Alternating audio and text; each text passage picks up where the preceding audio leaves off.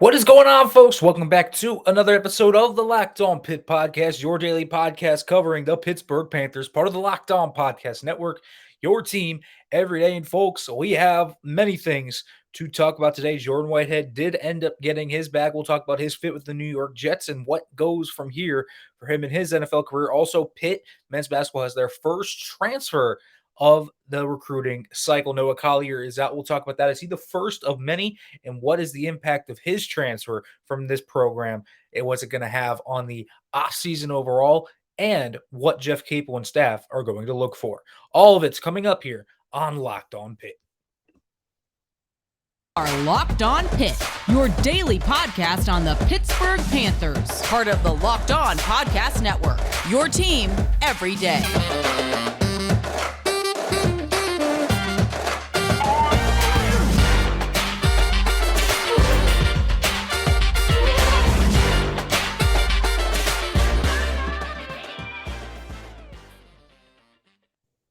Welcome back to the Locked On Pitt podcast, folks. As always, thank you for making the Locked On Pitt podcast your first listen every day, folks. If you are watching this on YouTube, make sure to like, comment, subscribe, turn on the notification bell, do all those great things as always. And if you are listening to this, make sure to leave a review. Cannot make this as good as possible without the reviews and feedback I get from all of you guys. Now, folks, when you look at this Pitt program and men's basketball program, new transfers are coming. That's where we're going to kick off today. We're going to talk about Noah Collier transferring from the Pitt men's basketball program. It was announced earlier today he will be leaving the program, heading off to new pastures. And it's interesting to me that Collier was the first one to transfer. And not a guy you really expected. I did not expect to see Noah Collier leave. You know, I get the rationale behind it. For Noah Collier, it makes a ton of sense, right? Noah Collier is a guy that is a backup big for Pitt. That's really all he's probably going to ever be. I don't think that this is a guy that really ever would overcome a guy like Hughley or would start on this team. He's got some upside, but most of his upside comes in his athleticism, comes in his ability to work through screens and work through those hedges and in rolls. I think he did bring a nice dimension to the screen game and really allowed some spacing in an offense that's not going to have a lot of spacing with very few shooters. I thought there was a lot of good to take away from what Noah Collier brought to the table. But I also think there's a lot to question in terms of how Pitt's going to replace him because it's big depth. It's, that front court, it's something you really would hope you would be able to kind of mesh together a little bit. You would have Hughley, Collier, maybe two transfers there, a starting four, maybe another guy there, and you would hope you would have a stronger front court in terms of both depth and starters. But now you lose probably the best depth guy you're going to have. And so maybe this could be where Jaylan Gainey comes in, more so as a depth guy. Probably wouldn't start, and I think he's a good 4, or could play the 5. He's big enough, he's long enough, he's athletic enough. But Jaylan Gainey, as we mentioned yesterday here on this show, has those hops and that athleticism that's really going to allow you to work through different lineups. And I like what Gainey brings to the table. He's consistent. He kind of has that mold of player that you could project to the next level with his athleticism, with his rebounding prowess, with his basketball IQ. He's got the physical tools and he's got the skill set as a shot blocker and the efficiency as a shooter in terms of close to the shot. He's not going to really spread the floor out, but he's the guy that can really bang down low, be a shot blocker, be a good rebounder, and go after it, and maybe make some space for John Hughley. And I think that is something that maybe you can do with Hughley now. Maybe you could space him out a little bit. If that jump shot with Hughley comes along a little bit, I think a lot could go right.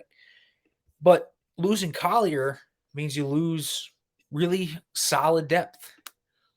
And again, that's exactly what you would not want to lose because Collier, he's not a phenomenal player, but this is a guy that brings a lot of good things to the table because he grew over the year and he was a guy. It felt like that was growing. The screen game really worked well off of Noah Collier. He was their best screen setter. They need to get better with the screens. Gainey's another guy that's really good at working off screens. So the pick and roll action, the ability to cut, those things are good with Jaylan Gainey, and they were good with Noah Collier. And so that's why maybe if you were Jeff Capel, you saw this one coming, and that's why you're pushing a guy like Jaylan Gainey hard.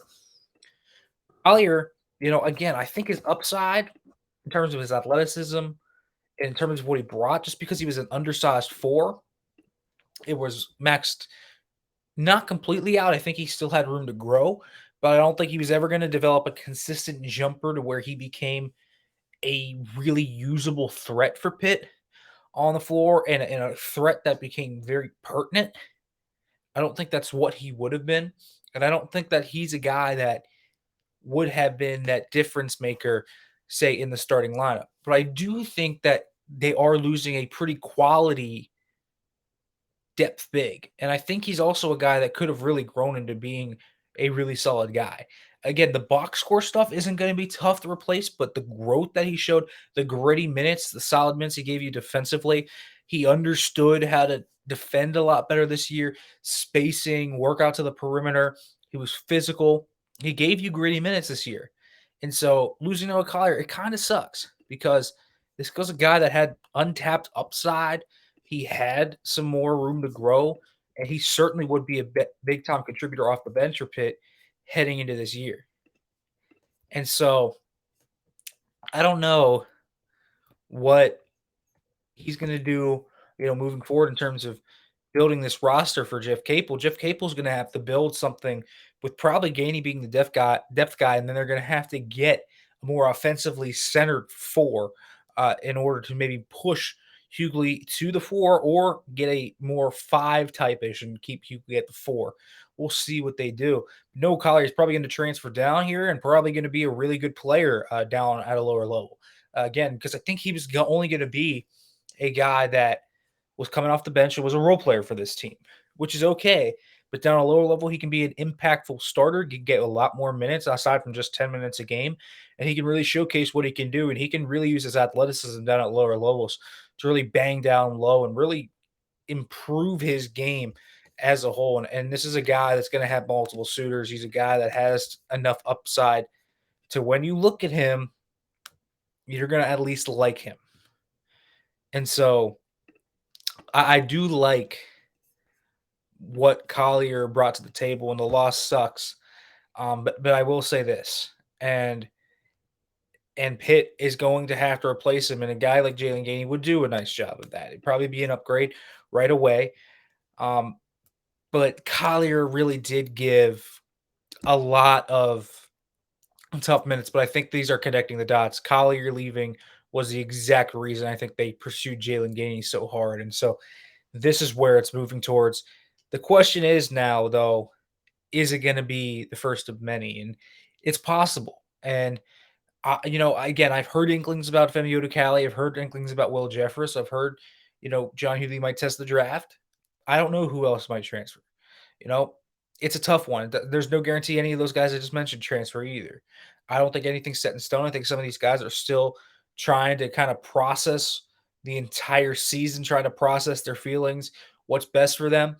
They like the school, want to stay here, and kind of all of that. I think that there's so many levels to this that there's nothing certain and there's nothing set in stone with any of these people and any of these players because they have these are young men going through college and they have so many decisions to go through, so many levels of decisions to go through. So it's not going to be an easy decision. But Collier is the first. Pitt now has 3 open scholarships, and I think Gainey's going to fill one of them if he comes to Pitt.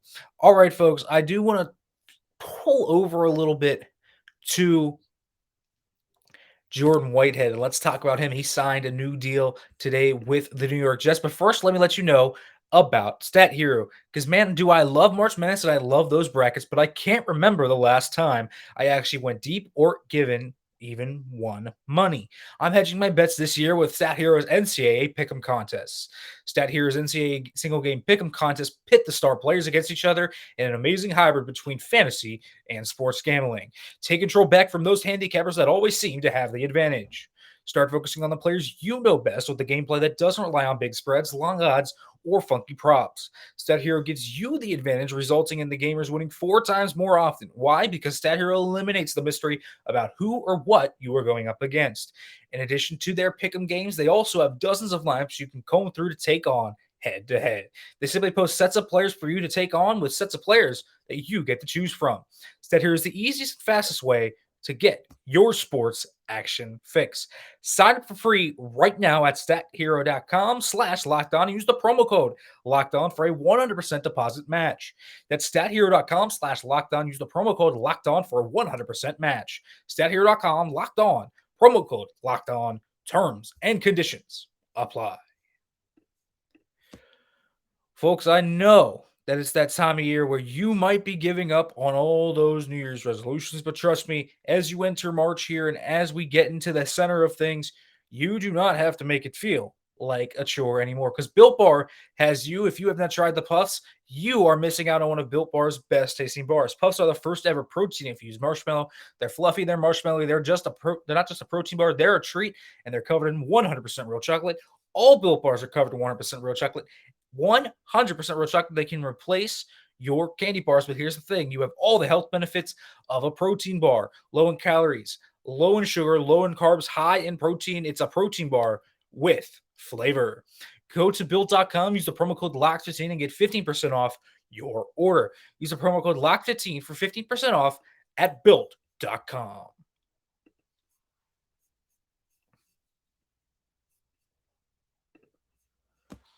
All right, folks, welcome back here to the Locked On Pitt podcast as we continue to talk here a little bit about this team as they're growing and everything. Pitt men's basketball still kind of down in the gutter, but Jordan Whitehead, former Pitt safety, signs with the New York Jets today. Big loss for the Tampa Bay Buccaneers in terms of what he brought to them, but it makes sense that he wanted to get out of there. A lot of talk about him locally that he thought he might have been misused. And so plenty of reason to believe that Jordan Whitehead would have left Tampa Bay. And the safety market kind of starting to heat up a little bit here as we get into it. Marcus Williams had a big deal today. You know, Tyrann Mathieu hasn't been signed yet. If you're a Steelers fan, Terrell Edmonds hasn't been signed yet. There's a lot of safeties coming off the board, though, now. And Jordan Whitehead to the Jets is an interesting fit.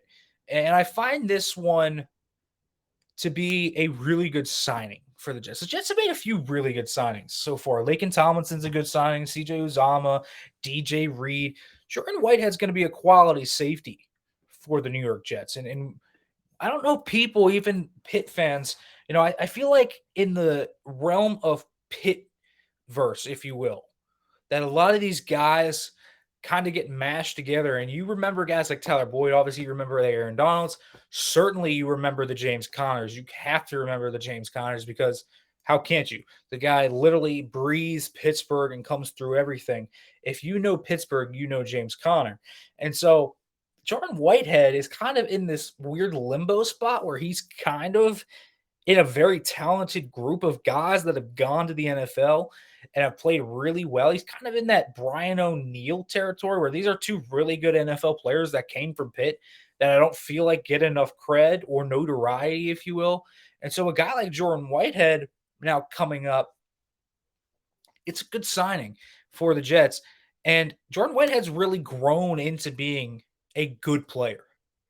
And so this guy gets a 2-year, $14.5 million deal, a good deal for Jordan Whitehead at that, and slightly over 7 a year. I think that's around where you expected him to get 7.25 a year is not bad for Jordan Whitehead, but he's really developed into one of the better strong safeties in the NFL. He can also be a guy, though, that plays free safety. He's got that athleticism. He's got that twitch. He's got the ability to play back there.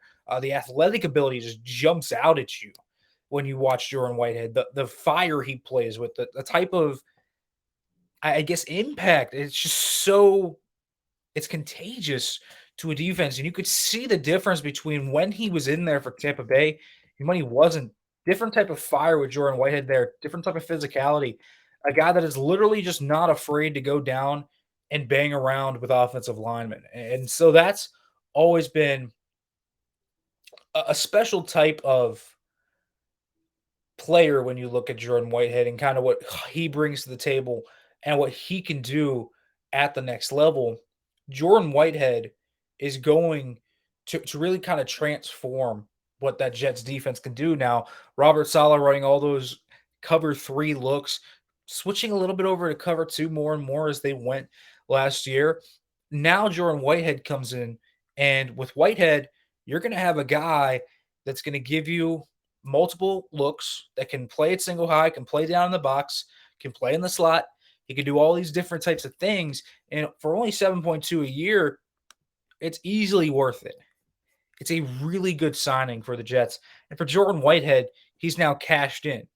It's a good contract for him, too, especially in a safety market, which seems to be weirdly depressed more and more as we kind of grow into these markets. We see the safety market weirdly year to year has a very odd feel to it. Some guys that maybe should be getting paid more get paid 3-4 million a year. So for Whitehead to come up more at 7.25, it's good.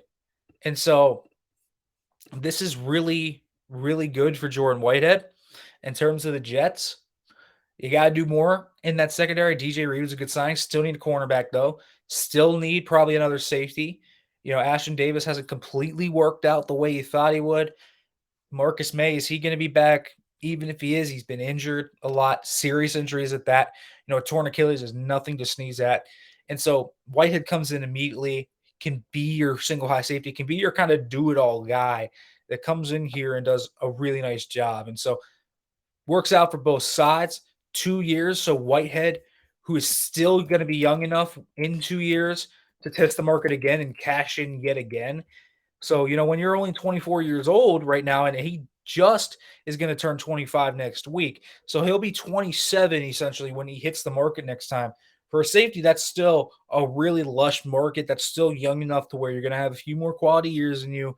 And so Jordan Whitehead has the ability now to go cash in twice on the market after he gets out of this contract. So will be good for Jordan Whitehead. This is a good fit for him overall. Now, let's finish off today. I do want to talk a little bit more about Pitt men's basketball and kind of how Collier leaving adjusts these needs, what Jeff Capel has to do. Again, we talked about Jaylan Gainey and his transfer portal pursuits coming here maybe to Pitt as the replacement for Collier. But how does it kind of adjust everything? Again, 3 scholarships. Are they gonna have more? Likely. There's no guarantee of that, though. And if there's one offseason where player retention is going to be big, it's going to be this one. So we're going to talk about that. But first, let me let you know about Rock Auto, because with the ever-increasing numbers of makes and models, it's now impossible for your local chain auto parts store to stock all the parts you need. Why endure often pointless or seemingly intimidating questioning and wait while the person behind the counter orders the parts on their computer, choosing the only brand their warehouse happens to carry? You have computers with access to rockauto.com at home and in your pocket. Save time and money when using Rock Auto, and you don't have to spend 30, 50, or even 100% more for the same parts from a chain store or car dealership. Rock Auto is a family business serving do-it-yourselfers for over 20 years. Rock Auto prices are reliably low for every customer, and they have everything you could possibly need for your car or truck: brake parts, tail lamps, motor oil, and even new carpet. It's so easy to explore all these parts with their new website to find the solution to your auto part needs. Go to rockauto.com right now and see all the parts available for your car or truck. Write Locked On in there, "How did you hear about us?" box, so they know we sent you. Amazing selection, reliably low prices, all the parts your car will ever need. rockauto.com.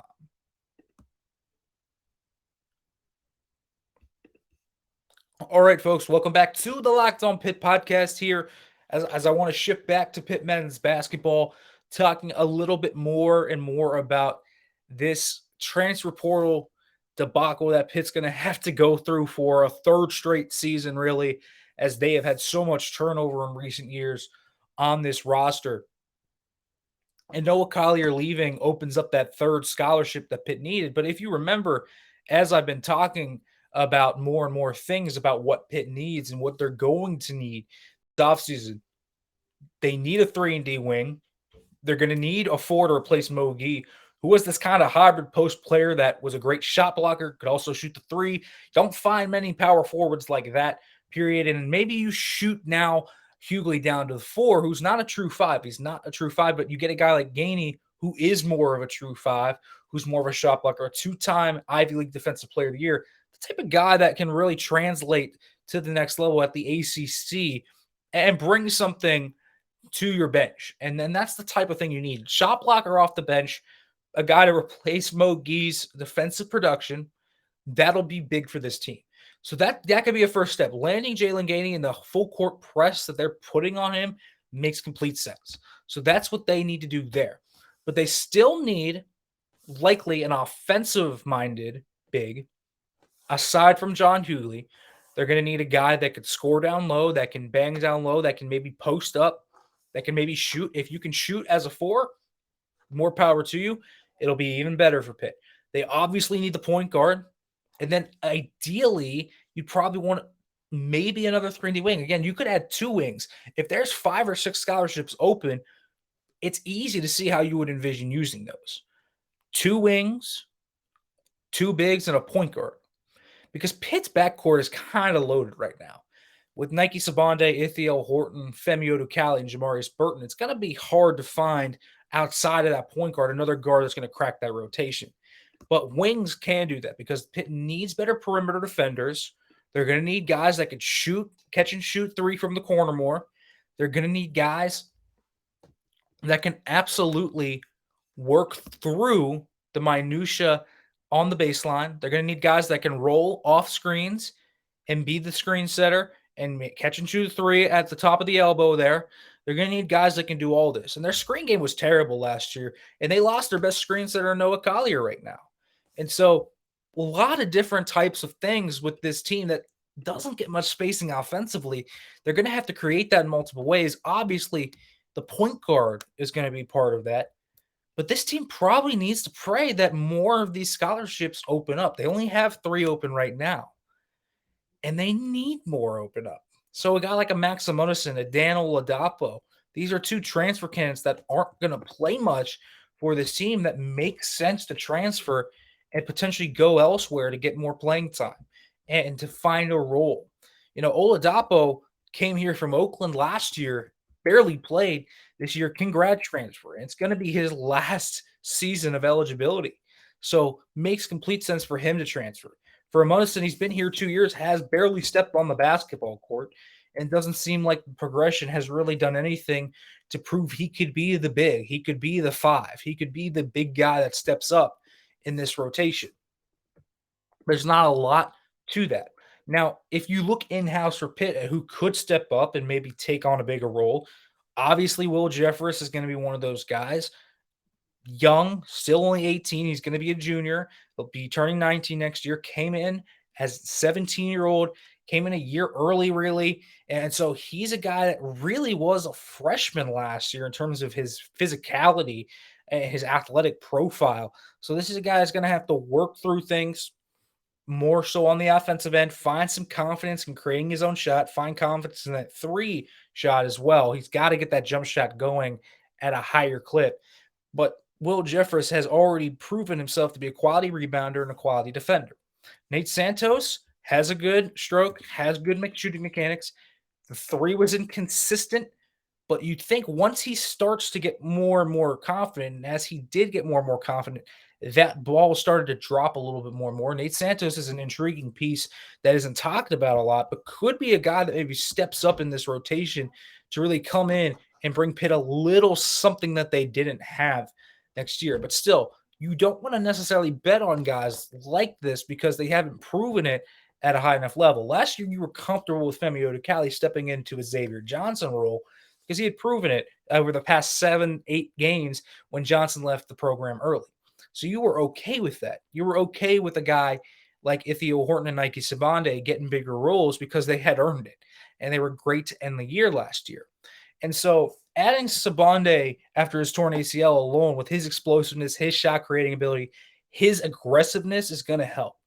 He also brings another three-point shooter into the fold. So there's going to be more spacing with him by default.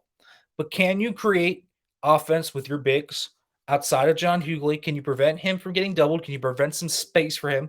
Can you create one-on-one advantageous matchups for your best player?